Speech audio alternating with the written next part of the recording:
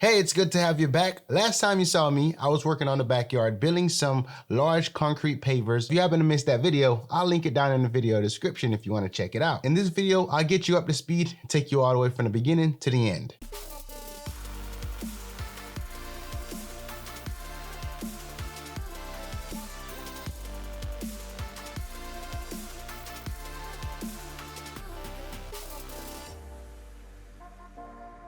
All right, guys, so it is quite early in the morning and the sun's about to rise. I'll be working on this area over here. So I'm gonna focus on the easy part because I wanna make some progress and I wanna feel good about it. It's gonna motivate me. So right now I'm making some progress. As you can see, I'm racing against the sun. It's trying to catch up to me, but I think I'm winning right now. I like to win. At one point, I had a large above ground pool in this area, so the ground is pretty compact and tight. Over the years, grass grew over it, and that's why you see all the pebbles here. I made some good progress removing the grass and getting to a clean slate. Eventually, I'll address this area with the trees, but for now, I'll leave that for another day. Before I can proceed, I'll apply my best effort here to flatten the ground as much as possible. I spent a lot of time prepping the ground so I could at least start off with a leveled surface. For this patio space, I wanted some pavers and I wanted them to be massive. And I know they'll be super heavy, so we need to build these in place and try to make them as level as possible, and that's why I came up with this design. In total, I made 3 frames, hauled them out to the spot, and here's where I would lay them out. After I get the frames in a location that I like, I'll drive a few stakes in and then attach the frames to the stakes. As a backstory to this design, the city I'm in won't allow you to put a large piece of concrete, especially that close to your property line. Let's say I wanted to make this one large slab here. I couldn't do that. My workaround to this is to break it up into smaller pieces and make it look like these are large pavers, which I think I can get away with. I'm basing that on the minimum requirement for a concrete slab. Once I got the squares filled up to a spot that I like, I'll take some leveling sand and add that to the form. I mixed up a lot of concrete for this project, but I made it very manageable by working on one square at a time. If you haven't seen the paver video, I recommend you go check it out because it'll give you more insight on my thought process. And also check the comment section, there's some good tips left down there by some of the viewers. I worked on the pavers one at a time until I was able to complete all 9.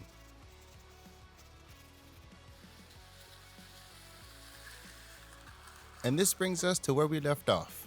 Overall, I'm quite happy with the way this came out, and it's time to take it to the next level. I dug this area down so I can get the pavers installed, but now I need to build it back up. I'll put a pitch on this so I can direct the rainwater towards the edge of the property.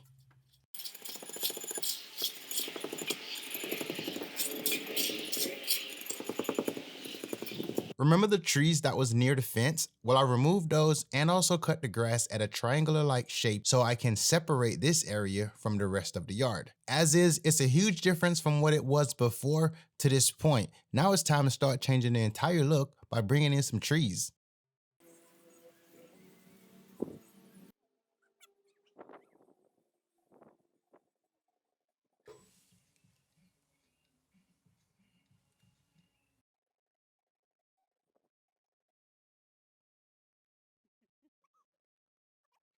I placed the trees in locations where I felt like it made sense.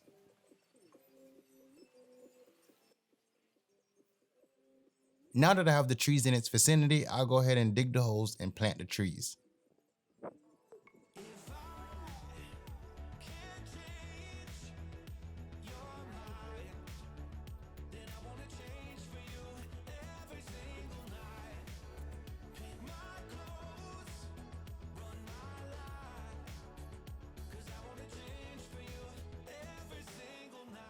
These trees are not only large, but they're extremely heavy.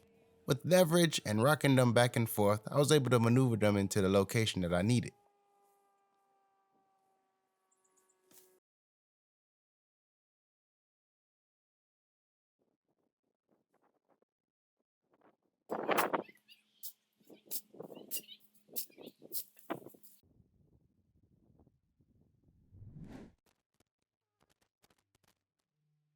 I don't want to get too heavy with the landscaping. I want to stay up on the light side. So I'm going to figure out how to lay these things out.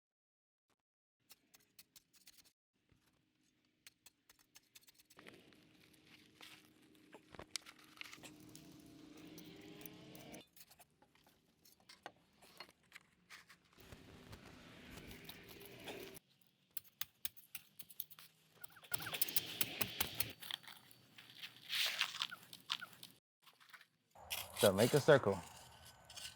Come on, take care of it. What is that? What's that yellow? Where? What is that thingy right there that he's digging? What is that? Where? Right there, the yellow. What yellow? That. Oh, those are just rocks. Rock? Oh, Yeah. That's a big one or small one? It's a small rock. I think it looked like a big one. Oh, okay.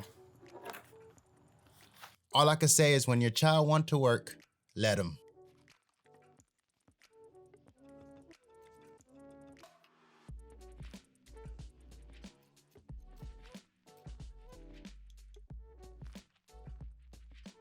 After wrapping up the final plants, I'll move on to the landscape edging.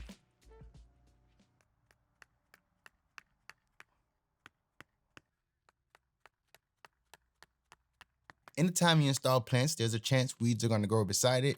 The best way to help keep that to a minimal is installing landscape fabric.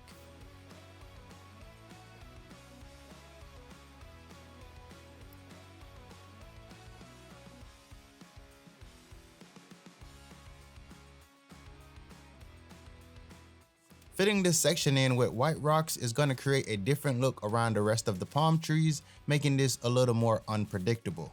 Now I'll spread the rocks out evenly and finalizing this area before moving on.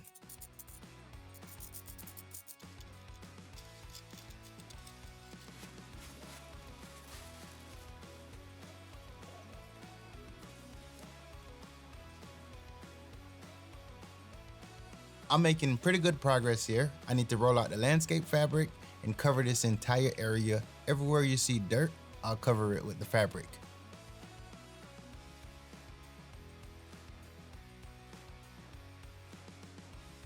I have bigger plans for this area at some point down the road, but for now I need a quick and simple and also cost-effective solution to finish off this space. In order to keep the cost down, I use black mulch. Being that this is a temporary solution, I know the mulch is going to turn color over time.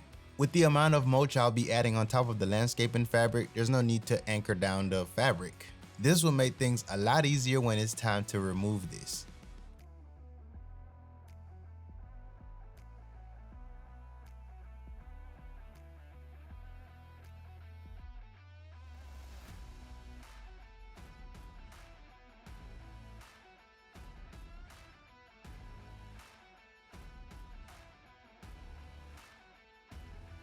Before I started digging up the grass, this spot was uninviting and very boring. With a little bit of rain, heat, and a whole lot of sweat, here we are.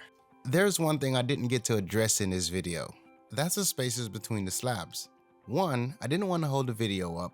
2, as you know, I provide a lot of details, so I'll address these specifically in the next video. I'm excited about the next part, and some of you can likely guess what it is. Spoiler alert, it's done, but at the time of filming this, I didn't have what I needed. To keep things moving along, I filled the gaps with mulch. To recap on what was done here, I ripped out the grass in this spot, installed some massive pavers to create this patio area, planted a few palm trees, installed some plants, put down landscape fabric, and install mulch on top of that to keep this spot clean and low maintenance. With all the effort poured into this project, I can now say I took this space in the backyard and took it to the next level. So what does all of this cost? To make the large pavers, everything included was $434. For the landscape, which include plants, mulch, and others, was $13.24, bringing the overall price to $17.58 plus tax.